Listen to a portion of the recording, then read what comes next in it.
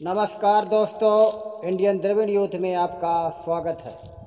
आज जो पूरे देश में जय भीम व जय मूल निवासी की आग लगी हुई है ना, उसमें चिंगारी डालने का काम वाल्मीकि समाज के हमारे महापुरुष माननीय दीना भाना जी ने किया था।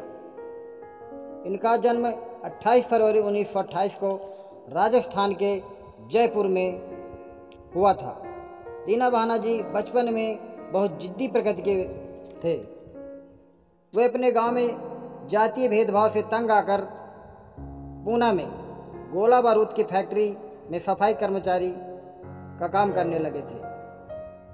उनको बाबा साहब के बारे में, उनके संघर्ष के बारे में पूर्णतः ज्ञान था और वो बाबा साहब की जयंती मनाने के लिए 14 अप्रैल को छुट्टी लेने के लिए अपने अधिकारी से कहा। उन्होंने अपने अधिकारी से जब छुट्टी मांगी तो उनके अधिकारी ने छुट्टी देने से इनकार कर दिया और कहा कि 14 तारीख की कोई सरकारी छुट्टी नहीं दी जाती है। दीना भाना जी ने कहा कि सर, ये मेरे महापुरुष का जन्मदिन है और मैं इस जयंती को अवश्य मनाऊंगा। महोदय, मैं कल काम पर नहीं आ पाऊंगा, अतः मेरा चाहे कल का वेतन काट लिया जाए, लेकिन मैं कल ड्यूटी पर नहीं आऊंगा।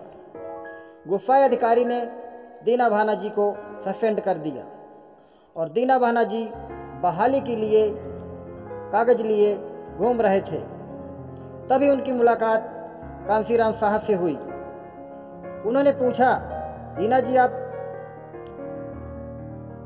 क्यों घूम रहे हैं और इस दिन की छुट्टी के लिए इतना परेशान क्यों हैं, जिसकी वजह से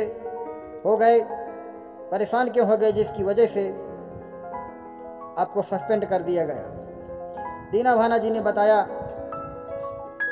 मानवर जी, ये हमारे महापुरुष बाबा साहब अंबेडकर का जन्मदिन है। इस दिन जिन्होंने हमारी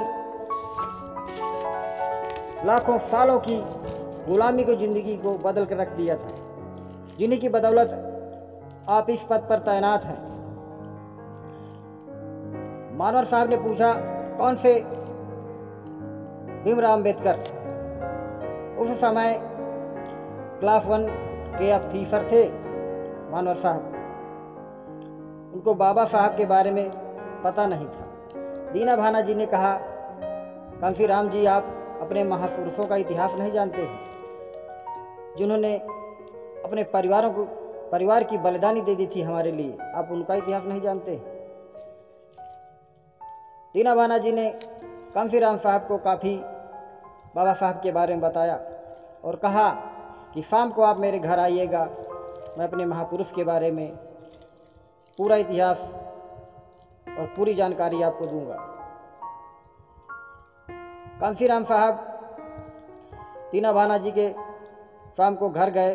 उन्होंने पूरा इतिहास बाबा साहब का, उनके संघर्ष की कहानी पूरी कांसीराम साहब को बताई और उनको एक जाति विच्छेद नाम की पुस्तक भी दी, जो कांसीराम जी ने रात में कई बार पढ़ी और सुबह दीना भाना जी से मिलने पर बोले, दीना, अब मैं तुझे छुट्टी भी दिलाऊंगा और तुझे नौकरी भी दिलाऊंगा, और इस देश में जो बाबा साहब के नाम पे छुट्टी नहीं देते थे ना, अब मैं उनकी छुट्टी ना करवा दूं, तब तक मैं चैन से नहीं बैठूंगा।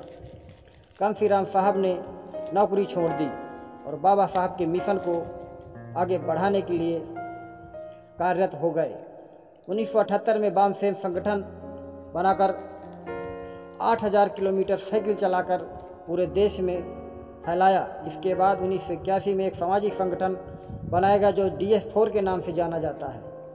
दलित वोट इकट्ठा करने के लिए 1984 में BSP नामक पार्टी की स्थापना की, जो 4 बार यूपी की सत्ता में काबिज रही हैं, जो हमारी बहन जी। इस वीडियो का तात्पर्य यह है कि इतिहास ज्ञान से ज़्यादा पढ़े लिखे व्यक्ति से ज़्यादा कम पढ़े लिखे व्यक्ति में भी पाया जा सकता है। अतः दीना भाना जी अगर न होते तो शायद कांसीराम जी भी न होते, BSP न होती और ना बीएसपी होती तो शायद यूपी में 4-4 बार सत्ता संभालने वाली हमारी बहन जी भी ना होती।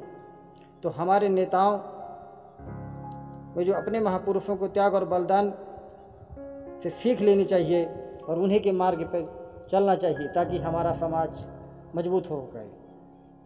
जय भीम, जय बुद्ध, जय भारत।